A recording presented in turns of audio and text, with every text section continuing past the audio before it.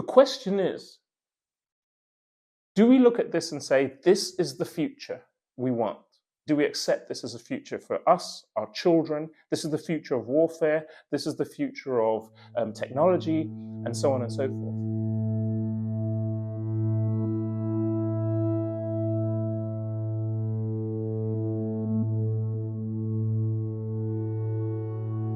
I'm the Anté Dote. I'm an artist and musician from the United Kingdom with roots all over the beautiful African continent.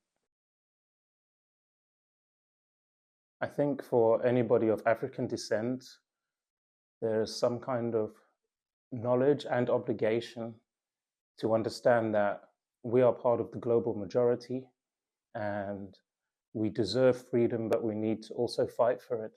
And our brothers and sisters across the world also deserve that same freedom.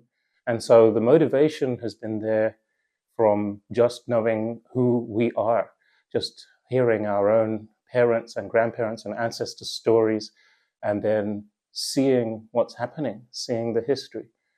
I can't think of a particular moment. I can just think of coming to know of Palestine in the same way as coming to know of my own history and ancestry.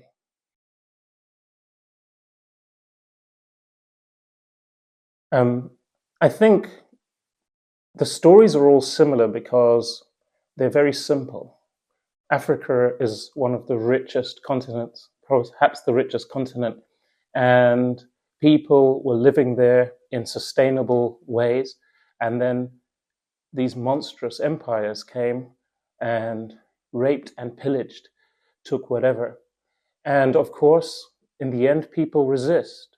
And I think there's a resonance across the world with the global majority because they always have to lie and obfuscate to be able to do this. Of course, ordinary people who are living in Europe, who are living in the Americas, even in the rich world, don't want to know of these horrors. So there's always a story. Before it was racial superiority, or it might have been religion, but really it's always an excuse for how can we extract, in other words, steal the wealth from these regions, and how can we justify that?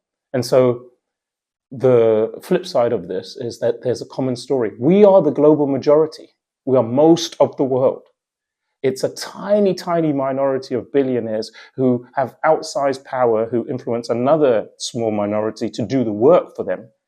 But because we are so clear in majority and also in a moral necessity to free ourselves and each other, I take a great stock of faith in that and hope in that.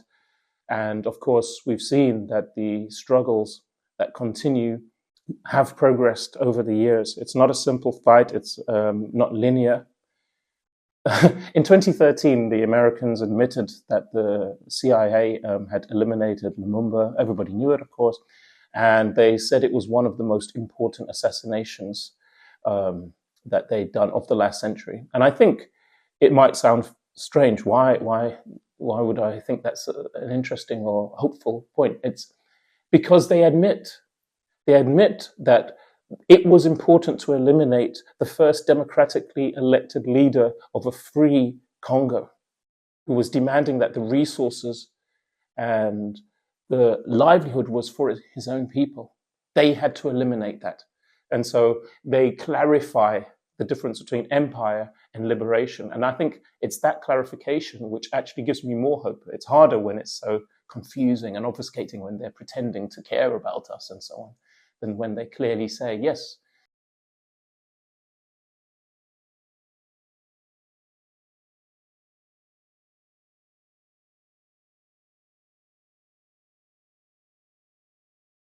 I think Germany is very interesting because I was initially very impressed by this remembrance culture. Like, wow, an ex-colonial power which was actually reckoning with its past and so on, which, by the way, certainly the other powers haven't done. But then I think it was revealed to me the limitations, or that there was something a bit fishy about what was going on when last year was the 120th anniversary of the genocide in Namibia of the Herero and Nama by the Germans. And became apparent talking to German people that they hadn't been educated about this. They didn't know about this. It was very far from being a reason of state.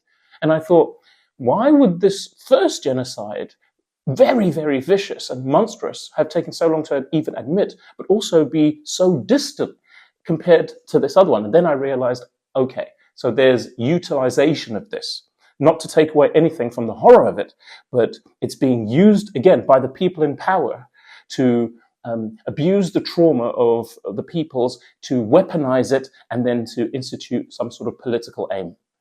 That's revealing. And it's always about the people in power. I actually have a lot of sympathy, usually for the ordinary people. We have to remember that European peoples were thrown off the lands by people in power. And like everyone else around the world, have to work and slave every day to try and have some kind of existence. And yet the people who control these countries are able to draw up stories which justify the cruelty and the barbarism that they do all across the world. It's interesting because I think it's taken so many years for Germany to start to do some repair over its reputation around the world. And in some extents, I find it unfair because I think many of the other European nations did horrific things throughout the history and somehow have managed to come up with much cleaner reputations, like the United Kingdom. However, I think there's this idea of not understanding the room, right? So nobody in the world was sort of saying, what's Germany's opinion on the genocide, the ICC, ICJ court opinion? I think there's this arrogance and also this not understanding its place in history. And the interesting thing is, I think most ordinary Germans are nowhere near as radical as the government. And what I see now is more fear. Like, I was reflecting, have Europeans become better people, or are the situations different? So let's think about slavery, which went on for hundreds of years. And one of the biggest arguments for liberal people, liberal white people, was this is evil, this is horrible. But imagine what these people would do if we let them free. And that seems to have parallels with the kind of way that people can keep quiet and let these evils go on, the banality of evil. And so here, I understand it. Yes, slavery happened because people just, if I open my mouth, I'll lose my job. I'll lose my social circle, I'll lose my friends, which is what you have here. It's not steadfast belief in this. It's complicated. Oh, I can't pronounce it properly, but that's interesting, right? Because no other topic in this country is complicated. I've had everything explained to me in excruciating detail here, except this topic, which shows the double standards and the discomfort. And I think overall that it will be behind in history. You have the Chancellor talking about the dirty work being done. And we've heard that kind of term being used before, unfortunately, about 100 years ago.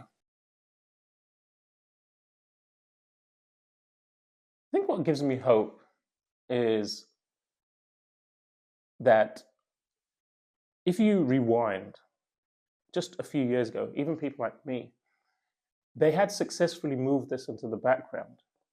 And horrors were occurring all across the global majority world, where there was this mass extraction, great war crimes actually being committed across Africa and also other regions. And yet it was in the background. We're almost in this illusion that things were kind of fine and getting better. And what gives me hope is that actually the illusion has been eradicated and it's clarified. People are seeing Palestinians speak for themselves. People are seeing Africans speak for themselves. And the distance between the rhetoric, human rights and all these lofty ideals, and the actual reality, the United Kingdom sending arms to the place. I think ordinary people, no matter where they are, whether in the global majority or in Europe or in the Americas, no longer are able to easily sit with that dissonance. And so this empowers people to see the reality and then to demand a different way of living and a different way of engaging with the world. And certainly, I believe that we're seeing a bit the crumbling of that empire. And it's difficult, it's nasty, but I don't imagine that there's a future where the global majority doesn't start to empower itself as we see the just lack of content, the lack of substance to what we have now. I think the first thing to understand, of course, is we're dealing with empires who are literally professionals. They've gone around the world. Let's talk about the British Empire.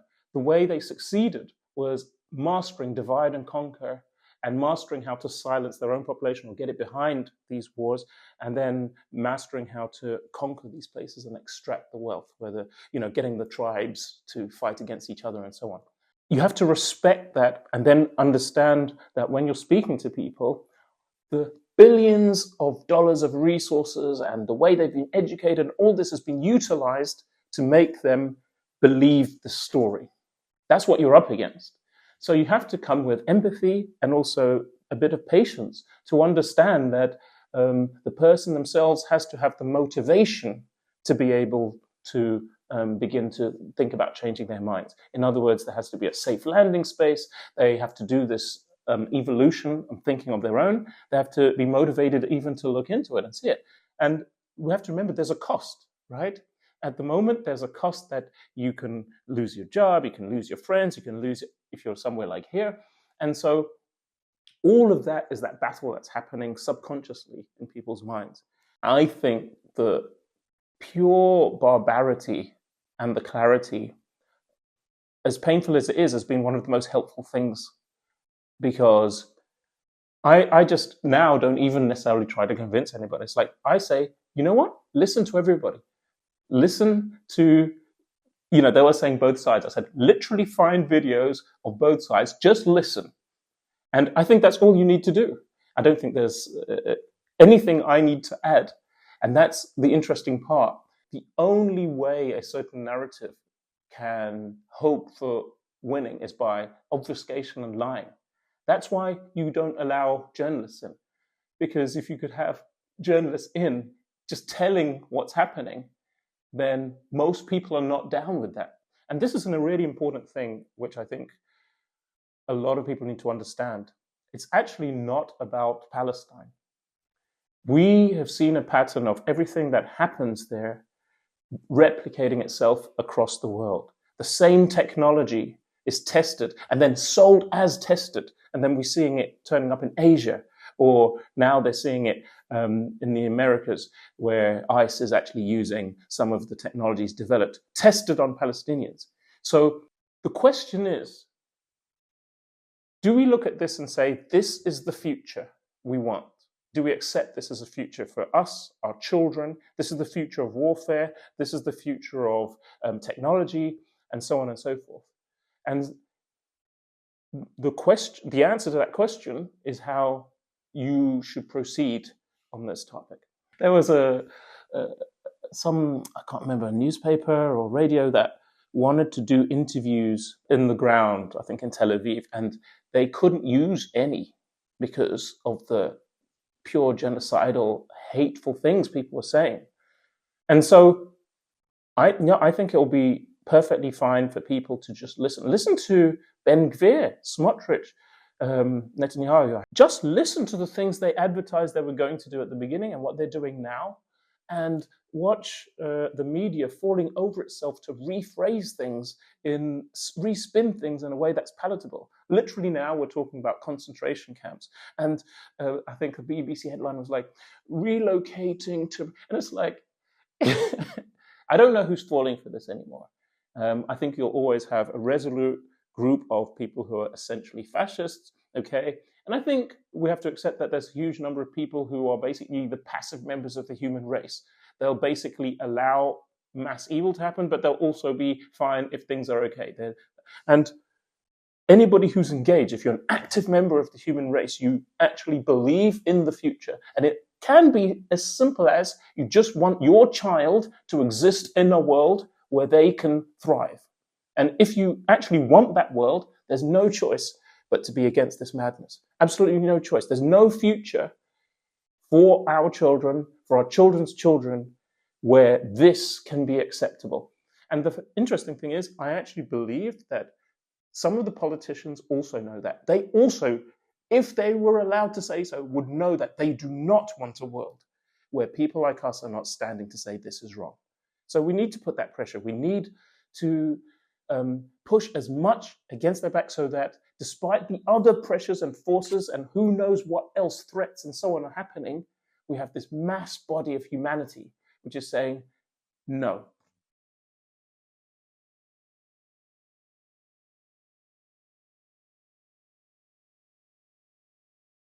I think the first thing to say is very interesting, isn't it, that the people doing the oppressing always feel like they also have the right to tell you how you can resist and who is allowed to resist. And so I think the idea of the perfect victim is actually part of the oppression.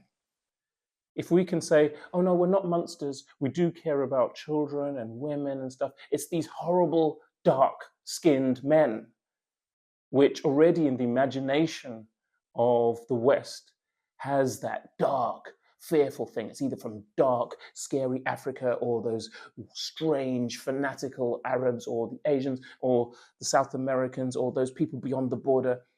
The idea of how do we look at men who are from the global majority, remember, most of the men in the world who maybe have a different, in fact, it's such a threat. I was thinking about the fact that for the first time in my life in Europe, I'm not on the bottom strata. Arabs had become the new most feared, most reviled. And it's like moving from here to here. So it's not a massive promotion, but it was an interesting feeling. It's, if I'm honest, ambivalent, because for the first time in my life, I'm literally not the scariest. But it's also horrific to realize that you gain something from nothing inherent to yourself. Yeah, there's a lesson that until we recognize as full human beings all the beautiful members of the global majority, these men, these women, these children, but especially these men who are most easy to vilify, that they have right to the full embodiment of life, their dreams, their hopes, and absolutely the right to defend their land and their families and their children and their futures. Absolutely. And without reservation and without the dictate of people comfortable in the West of how they best do that. I kind of get the impression that a lot of particularly white people in the West have this impression that there was like some bad stuff that they did in the past or their rulers did, and then they just became better, or they cured themselves. They've suddenly remembered slavery was bad or colonialism. And it's like, no, every single time there was resistance. There was resistance of all forms, and it became too expensive, too difficult, too unmanageable to be able to continue this. It was never that suddenly the people at the top said, you know what, we're not going to do this horrible things. And you know this because also the rights that were earned in the West also had the same trajectory, right? Women couldn't vote, and they didn't get the vote because nice men in power at the top said, oh, we think women should vote now. They were resisting that all the way. There had to be civil disobedience, there had to be resistance. And taking that back to Africa, to the Middle East, to South America, and so on, there is that continued lineage of having to resist. Now, I'm not a resistance fighter, but I'm part of the tapestry of artists who can, our job is to reflect and express what is really happening and to resonate and to be able to somehow articulate this, in whichever form we do that. I'm a spoken word artist, and it's interesting because it's really about what is the magic or the power of words when you're in the same room, when you actually move air to touch somebody else. It's different to just written poetry. So when people are asking me, oh, can we get these poems? I was quite resistant at first at the idea. It's like they're not meant to be just read, especially by somebody else. But then I thought there was something beautiful about the idea that I had these small, intimate performances, particularly in solidarity settings, and that people want to recall the words, to rehear them. So it's not really a compromise. My idea was to handwrite the pieces out and then to make a small limited edition and then give those back as a sort of gift to the people who'd shared this last couple of years with me with these pieces. Yeah, so small limited edition. I like the idea that it's physical. Once it's gone, and it has a relationship with each and everyone who partook in that. I think my message as an artist, or maybe my mission as an artist, is to reach other human beings somehow. And we're dealing with this madness, and we have to accommodate all of these emotions and all of this frustration, but also we want to have joy. And people, often are like, it's too much. And it's like, I'm indebted to all the victories of my ancestors to not fall into despair, to use whatever voice I have to empower and to inspire so that we can move forward. As I said before, there's actually very few human beings who want a future which looks anything like this. There are some people who are profiting from it and whose full-time job is basically to obfuscate and to block and to try to stay in power. But for most human beings, that's why they have to lie. You can't just come out and say it, even though some of them do. But what I'm trying to communicate is that we benefit from seeing each other fully as humans and understanding that we are the global majority. And it's to be part of this global majority of the human race, to want freedom for all peoples. I can't believe that anybody's actually against a free anything. Imagine saying, I want these people to be free. You're not describing the political circumstances. You just want those people to be free. And then we realize we're all on the same team. It's one I wrote about a vigil where there were thousands of pairs of shoes to acknowledge the children who had been killed. And people were, for several hours, reading out their names. And I was sitting there, and it's called Her Shoe. I'm sat at the vigil, lit by 1,000 candles reflected in tearful eyes, and all of the pairs before me as they read out endless names. I'm frozen, staring impassively at her shoe. Her tiny shoe, actually more of a kind of cute little red and white boot, cross sneaker with the laces undone. Her final will and testament bequeathed in a shoe. Her play and enjoyment summed up in a shoe. Her smile and her giggle hiding in a shoe. Her run and her jump kneeling in a shoe, and her temper and her tantrum still angry in a shoe.